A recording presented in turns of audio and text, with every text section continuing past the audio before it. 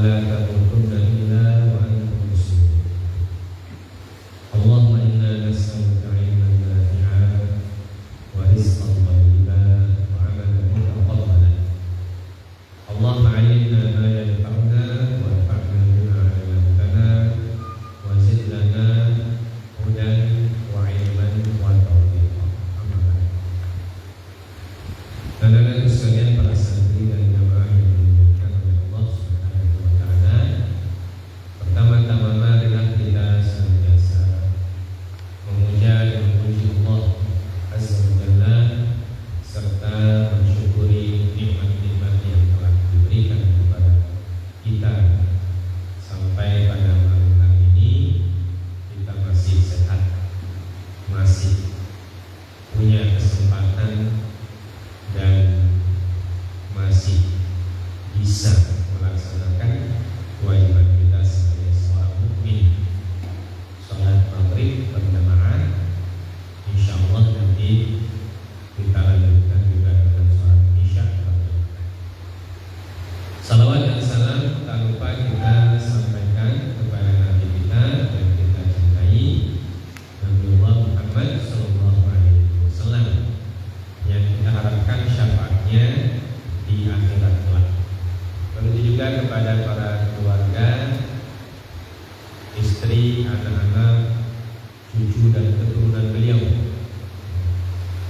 Karena berselawat untuk Nabi SAW adalah salah satu bentuk ibadah yang diperintahkan oleh Allah dalam Al-Quran, di mana Allah Subhanahu wa taala berfirman, Inna Allaha wa malaikatahu yusalluna 'alan nabi ya ayyuhalladzina amanu shallu 'alaihi wa sallimu taslima. Sesungguhnya Allah dan para malaikatnya berselawat atas Nabi sallallahu alaihi wasallam. Hai orang-orang yang beriman, berselawatlah atas Nabi sallallahu alaihi wasallam dengan selawat yang banyak dan mengucapkan jemaah sekalian dimuliakan oleh Allah Azza wa Jalla. Pada malam hari ini kembali kita melanjutkan salah satu aktivitas yang selama ini kita kerjakan, yaitu sama-sama belajar tentang hukum-hukum yang diturunkan oleh Allah Subhanahu wa taala atau menuntut ilmu, istilah lain atau ta'lim. Dan ini adalah salah satu bentuk ibadah juga. Karena menuntut ilmu itu juga adalah ibadah kepada Allah Subhanahu wa taala, apalagi ilmu tentang hukum-hukum yang diturunkan oleh Allah. Maka ini adalah satu kewajiban kita sebagai orang yang beriman. Dan kita melanjutkan pada malam hari ini karena kita sempat libur bulan Ramadan.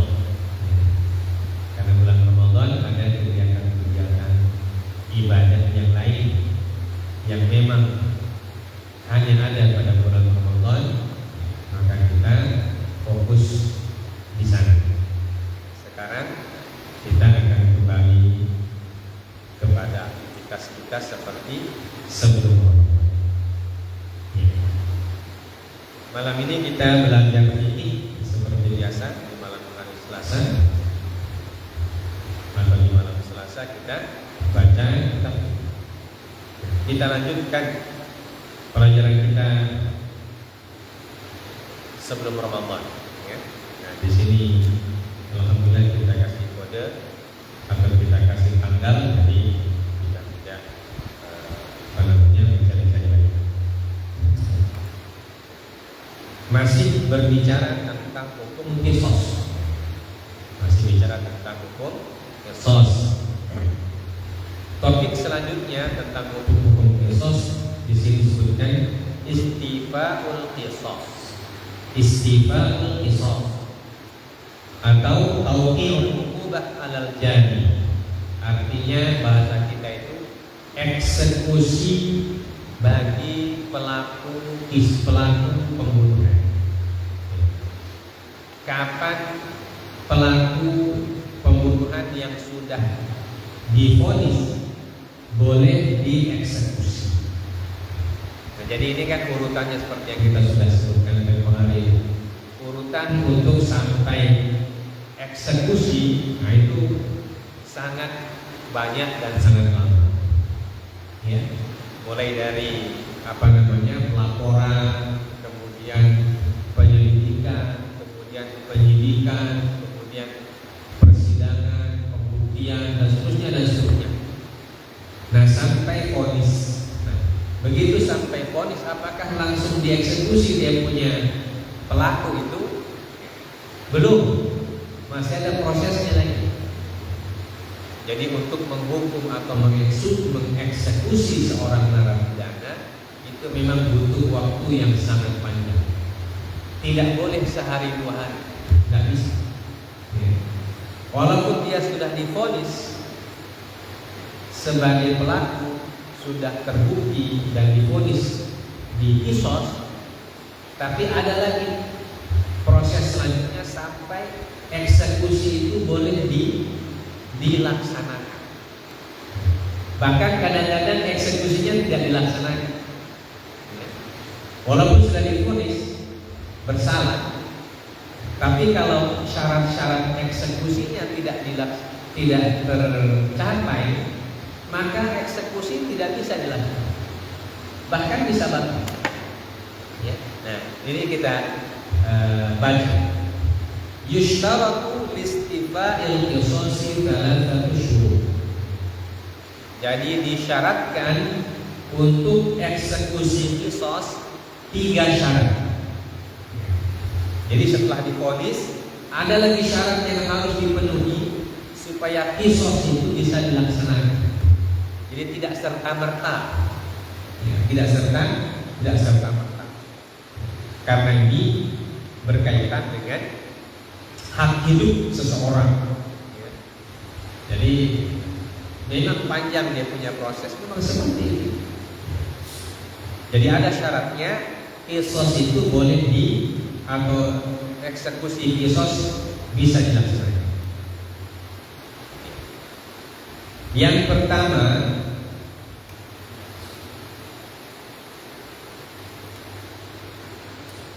an yakuna mustahiq lahu aqilan balighan. An yakuna al-mustahiq lahu aqilan balighan. Apa artinya? Bahwa orang yang berhak menentukan qisas, syaratnya dia harus berakal dan baligh. Orang yang mustahil artinya keluarga orang yang terbunuh, ya. Keluarga orang yang terbunuh atau keluarga korban. Karena yang kita sudah sebutkan bahwa keluarga korban itulah yang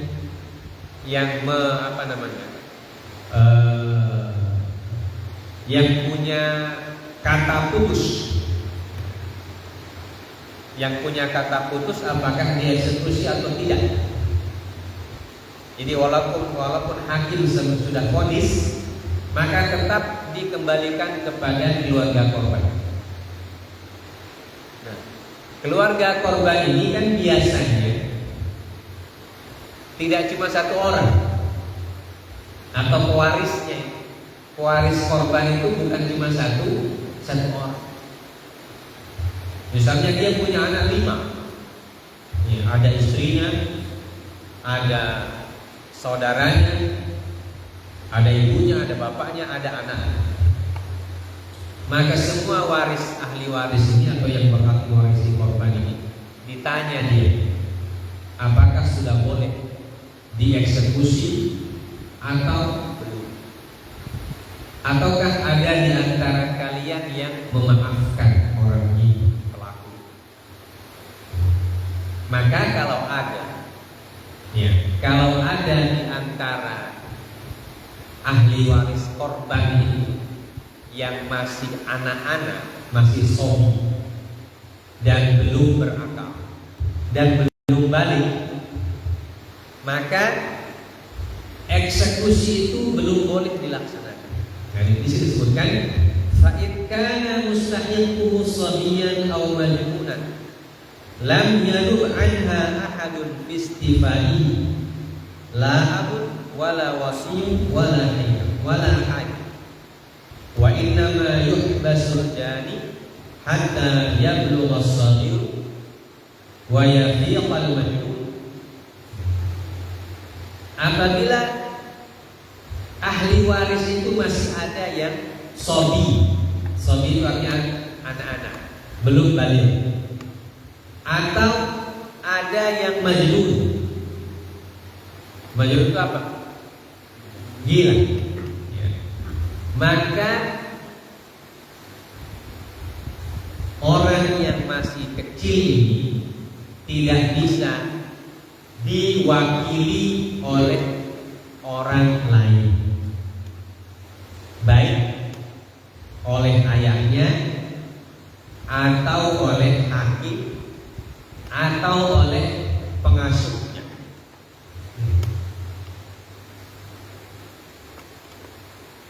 Jadi misalnya begini, ya, ada korban pembunuhan. Nah, pelakunya sudah diketahui dan sudah diproses peradilan, ya, sampai tingkat vonis. Tapi korban ini masih punya anak satu yang masih kecil. Nah, yang anak kecil ini kan belum tahu dia proses peradilan seperti apa itu. Maka anak ini harus ditunggu dia sampai dia mengerti. Dan ketika dia masih kecil itu, dia tidak boleh diwakili oleh ahli waris yang lain. Misalnya diwakili oleh kakaknya. Kakaknya bilang, sampai ada ini masih kecil, saya mewakili saja untuk memutuskan. Tidak bisa. Ya. Harus tunggu dulu yang kecil itu. Paham? Paham. Sampai anak ini balik. Kalau dia masih kecil sampai dia balik. Kalau dia gila sampai dia sadar. Maka pelaku ini di mana tempatnya ketika anak ini masih kecil? Wa yuhbasul jani. Jadi selama menunggu anak itu dewasa atau balik, pelaku pembunuhan yang sudah divonis ini dia dipenjarakan, ditahan. Jadi dia dipenjarakan sampai menunggu anak itu jadi balik. Misalnya ketika terjadi pembunuhan, anaknya itu masih 5 tahun, ya. Sedangkan orang balik itu 15 tahun. Maka dia tunggu di penjara selama 10 tahun, ya. Jadi dipenjarakan dia selama 10 tahun. Baru ketika dia sudah keluar, ketika anak ini sudah balik, diceritakanlah dia peristiwa itu yang dia sudah pahami. Baru dia ditanya apa keputusannya dia, apakah lanjut hukum kisos ataukah kamu maafkan. Kalau dia bilang lanjut, maka baru boleh dieksekusi. Apa dalilnya? Dalilnya adalah apa yang dilakukan oleh Muawiyah bin Abi Sufyan, bahwa dia pernah memenjarakan Halbah bin Khashram sampai menunggu atau sambil menunggu anak korban itu menjadi balik. Jadi peristiwanya terjadi pada saat Muawiyah bin Abi Sufyan ini memerintah, dan ketika itu masih ada para sahabat, ya, Masih ada para sahabat, dan para sahabat tidak mengingkari perbuatannya atau tidak mengingkari keputusan Muawiyah. Jadi ini disebutkan oleh para ulama, kalau ada perbuatan seorang sahabat Nabi diketahui oleh sahabat-sahabat yang lain dan sahabat-sahabat yang lain tidak mengingkari, maka itu berarti persetujuan. Jadi sahabat yang lain setuju dengan keputusannya. Namanya ijma sukuti. Ijma sukuti. Persetujuan dalam bentuk diam. Jadi sahabat-sahabat yang lain tidak mengingkari, tidak protes. Maka berdasarkan asar ini, ya, para ulama kita mengatakan bahwa selama keluarga korban atau ahli waris korban masih ada yang sobi, masih kecil, maka pelakunya tidak boleh langsung dieksekusi, tetapi dipenjarakan dulu, menunggu anak yang tadi balik. Nah, ini syarat yang pertama. Kemudian yang kedua, ayyattaqiqa awliya'ud dami jami'an ala istifai wa laysa li ba'dihim an yanfarida bihi fa in kana ba'duhum ghaliban aw saghiran aw majnunan wajaba intidharul ghaibi hatta yarji'a was-saghira hatta yablugha wal majnuna hatta yafiqa qabla an yahtara بأن من كان له الخيار في أمر لم يجوز الاحتياج عليه لأن في ذلك إبطال خياره. Syarat yang kedua, semua wali korban sepakat untuk pelaksanaan eksekusi. Mufakat mereka satu suara, ya. Jadi satu suara. Tidak boleh ada yang bersuara lain. Misalnya keluarga korban ini ada istrinya, ada ayahnya, ada ibunya, ada anaknya, ada saudaranya, dan semua itu harus sepakat bahwa eksekusi harus dilaksanakan. Tidak boleh ada yang berkata lain, ya. Atau tidak boleh ada yang ghaib. Maka kalau ada salah satunya ghaib atau tidak hadir, atau salah satunya ada yang masih anak kecil seperti yang tadi, atau salah satunya ada yang majnun, maka wajib ditunggu itu. Ya. Wajib ditunggu orang yang tidak hadir sampai dia dihadirkan. Misalnya ini korban punya anak 6, 5 anaknya di tempat kejadian, 1 anaknya ada di Malaysia misalnya, ya. Atau di luar negeri lah, pergi kerja misalnya di sana. Maka wajib dia kasih pulang dulu, ya. Ditunggu dia pulang dulu, baru dikasih tahu dia begini masalahnya. Nah, di situ dia diberikan hak untuk menentukan, ya, diberikan dia hak untuk menentukan apakah dia sepakat dengan keluarga yang lain ataukah tidak. Mungkin dia punya pertimbangan yang lain, bisa saja. Maka kalau orang yang gaib ditunggu sampai dia pulang. Kalau anak kecil ditunggu sampai dia balik. Kalau orang majnun ditunggu sampai dia sembuh. Nah, ini yang agak berat, ya, menunggu sembuhnya orang gila. Nah, orang gila itu tidak jelas kapan sembuhnya. Nah, kalau dia gila selamanya, berarti tidak jadi eksekusi. Tidak jadi eksekusi karena masih ada yang belum di istilah kita masih ada yang belum diambil dia punya kata-kata.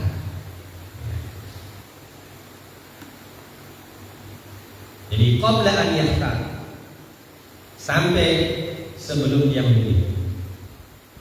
Karena siapa yang memiliki hak pilih, yang punya hak memilih, maka tidak boleh al-ihtiyatu alaih, tidak boleh dia diabaikan. Karena kalau dia diabaikan, maka itu membuat haknya itu hilang. Jadi tidak bisa hak seorang ahli atau wali korban atau keluarga korban itu dihilangkan begitu saja atau diwakilkan, tidak boleh. Harus dia menentukan. Nah, ini syarat yang kedua. Ya.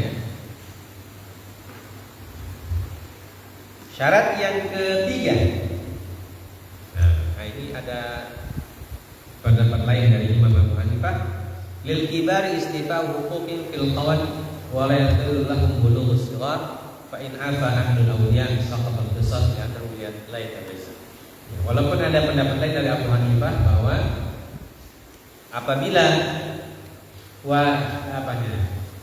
keluarga korban itu yang sudah dewasa, sudah sepakat untuk mengkisos, maka tidak perlu menunggu keluarga yang belum balik. Nah, ini pendapat Imam Abu Hanifah. Jadi pendapat yang berbeda yang diberikan ya, dari pendapat yang sebelumnya. Kemudian syarat yang ketiga, an la yata'addal jani ila ghairihi.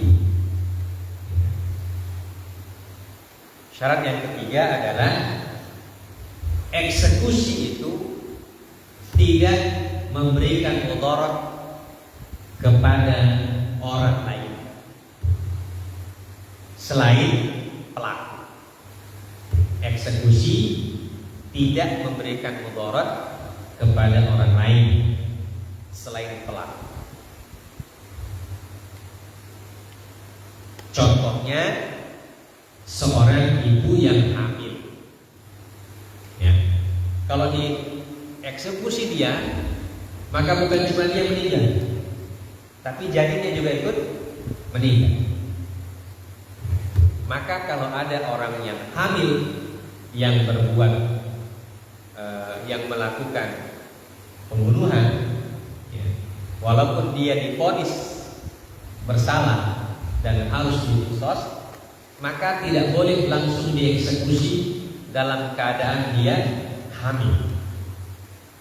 Dalam keadaan dia hamil tidak boleh dieksekusi. Hatta tadha'a hamlaha wa tasqiyahul laba. Jadi orang hamil itu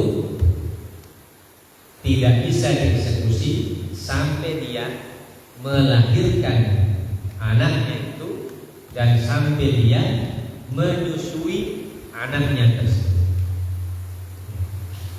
Kenapa? Karena kalau dieksekusi ibunya, maka janinnya juga ikut meninggal. Sedangkan janin itu tidak bersalah. Tidak bersalah, yang bersalah kan ibunya. Yang melakukan kriminal itu kan ibunya. Maka janinnya tidak boleh dilibatkan, atau anaknya yang masih dalam perutnya itu tidak boleh dilibatkan. Nah, itulah hukum di dalam Islam. Di dalam Islam itu yang menanggung resiko itu orang yang berbuat.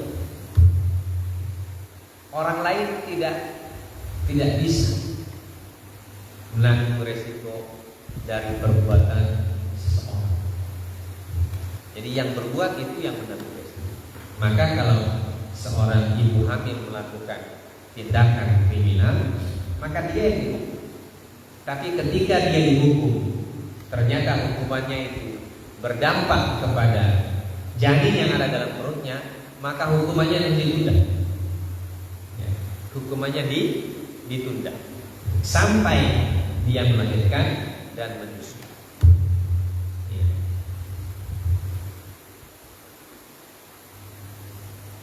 Kemudian setelah dia menyusui, apabila ada orang yang bisa melanjutkan menyusui anaknya, misalnya anak menyusui itu kan dalam syariat diajarkan selama 2 tahun, ya. Haulaini kamilaini. Jadi ibu menyusui anaknya dalam syariat Islam, dalam Al-Quran itu selama 2 tahun. Nah, kalau pelakunya ini hamil, kemudian setelah 1 tahun dia menyusui anaknya, ada orang yang sanggup menyusui setahun lagi, sampai anaknya menyusui selama 2 tahun. Maka ketika itulah eksekusinya dilaksanakan. Paham ya? Paham nih? Kalau tidak ada yang menyusui anaknya sampai 2 tahun, li'anna ghairaha yaqumu ala hadhan, wa illam yujad man yurdi'uhu wa yaqumu ala hadhanatihi turikat hatta taftamu muddatan haulain.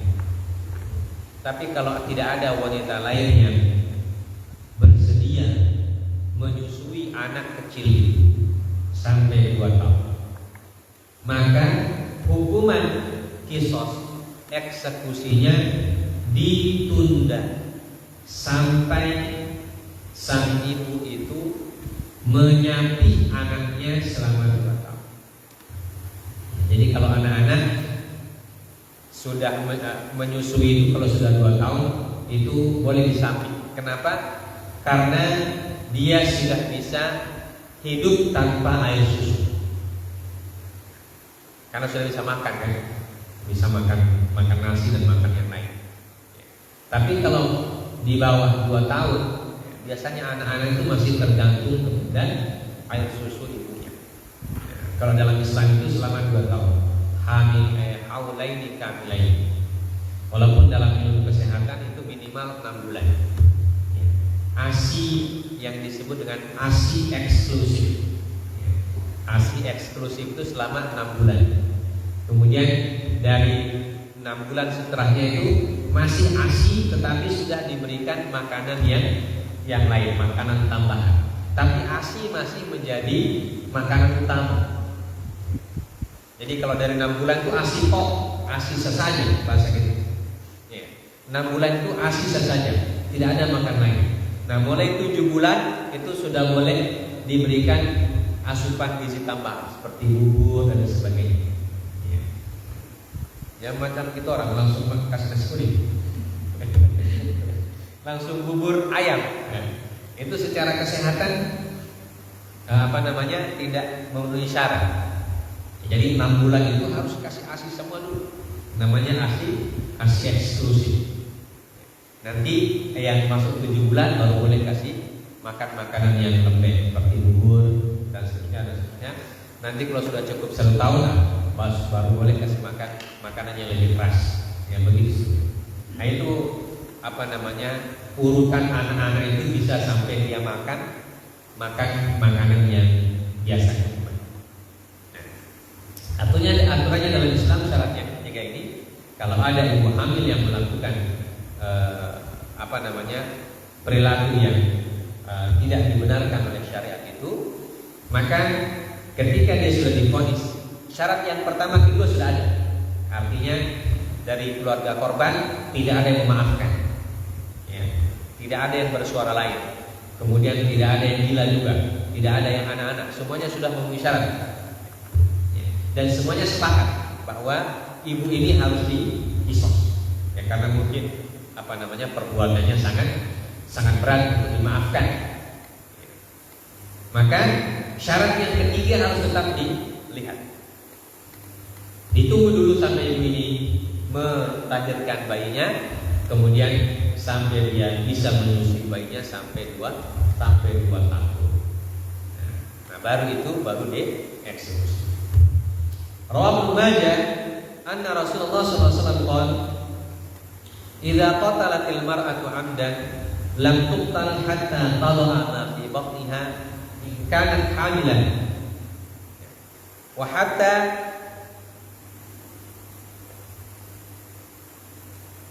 takfula walada.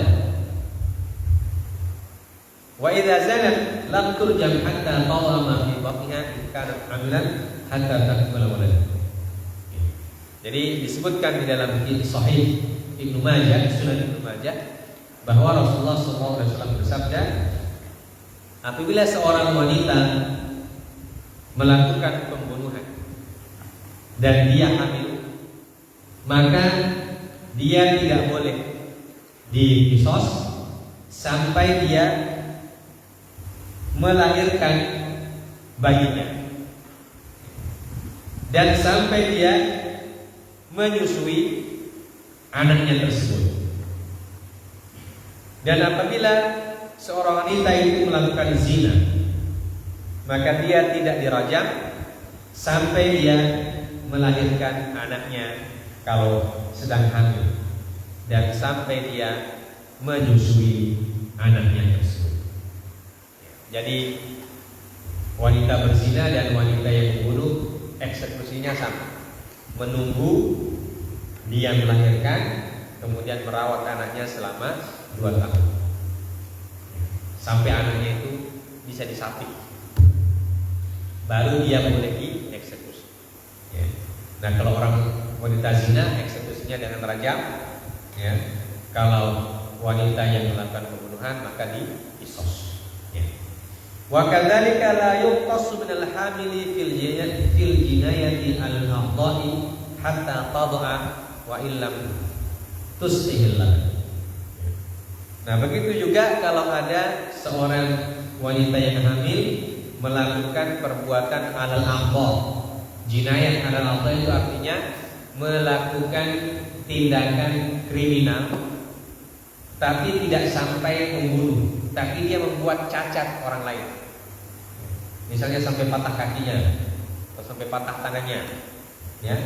Maka wanita hamil dia tidak boleh dieksekusi kecuali nanti setelah dia melahirkan anaknya dan menyusui dan menyapit. Ya. Karena kalau dikisos itu kan, kalau orang kasih patah tangan orang lain, maka kisosnya adalah tangannya dikasih patah juga. Ya kan? Kisos itu kan harus umakalah, harus seimbang. Kalau kasih patah tangan kiri, kasih patah tangan kiri. Nah, kalau dia hamil, ya tentu dia masih membutuhkan tangannya ini untuk merawat anaknya. Maka dia tidak boleh dikisos sampai dia baru boleh dieksekusi. Nah, ini syarat eksekusi itu bisa dilaksanakan. Ya. Dari sekian banyak proses tetap dilihat yang itu. Nah, kalau dari semua proses ini ternyata ada satu keluarga korban yang bilang kasih maaf saja, maka tidak jadi eksekusi. Ya. Tidak jadi eksekusi, maka dia dimaafkan. Makanya tadi itu syarat yang kedua itu keluarga itu harus sepakat, harus satu kata. Dan satu kata itu tidak boleh dipaksa. Misalnya ayahnya mengatakan kepada anaknya, kamu harus ikut keluarga yang lain, tidak boleh berbeda pendapat, tidak boleh dipaksa. Dia harus diberikan kemerdekaan untuk berbicara sesuai dengan dia punya pertimbangan sendiri. Ya. Jadi tidak boleh dipaksa, tidak boleh. Diberikan dia maaf. Nanti kalau dia maafkan, diberikan pertimbangan dia, apa pertimbangan? Ya, karena ada itu kisah itu sudah mau dieksekusi ini pelaku. Ya, sudah mau dieksekusi ini pelaku, sudah sampai di lapangan, algojo sudah ada, keluarganya yang lain juga sudah ada. Tiba-tiba ada anaknya satu yang soleh, menangis dia melihat orang itu mau dieksekusi. Dia rasa kasihan. Dia bilang, andaikan kamu dieksekusi, bapakku tidak akan bisa hidup lagi. Ya, sementara kamu masih punya anak, keluarga yang lain yang kau masih mau hidup. Sementara saya punya ayah sudah tidak bisa lagi hidup. Karena itu dia bilang saya maafkan saja kamu. Otomatis ketika itu juga dibatalkan itu eksekusi. Karena ada satu keluarga korban atau anak korban yang memaafkan pelaku. Pertimbangannya itu tadi. Kalau kamu dieksekusi, sementara masih ada kamu punya anak, masih ada kamu punya istri, masih ada yang harus kamu hidupi. Dan kalau kamu dieksekusi, saya punya bapak sudah meninggal, tidak mungkin hidup. Jadi kalau kamu meninggal, keluargamu yang menderita. Ya sementara bapak pun tidak bisa. Ini daripada keluarga meninggal, ya sudah saya lepaskan. Saya maafkan. Ketika itu juga hakim yang hadir mengatakan eksekusi batal, maka dibebaskan orang dari itu. Oke. Nah itu caranya Islam menentukan apa hukuman. Karena masalah darah itu diberikan haknya kepada keluarga. Dan walaupun diberikan hak kepada keluarga, tetapi proses diberikan kepada hakim.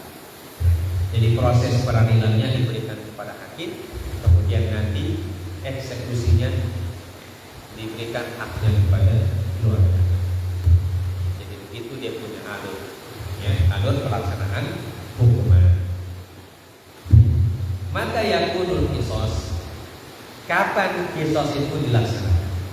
Yakunul qisas mata hadara awliya udam wa kanu balighin wa qala bihi fa innahu yunaffadu qawlan mata thabata bi ayyi wajhin min wujuhil bad illa an yakuna al-qatil imra'atan hamilan fa innaha tu'akhkharu hatta tadha hamlaha kama sabaq.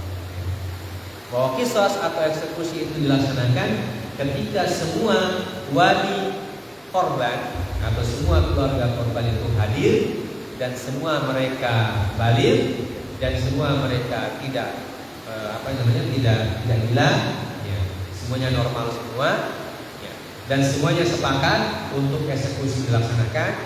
Maka ketika itu juga eksekusi dilaksanakan apabila sudah terbukti melalui proses persidangan yang panjang bahwa orang itulah pelaku. Ya.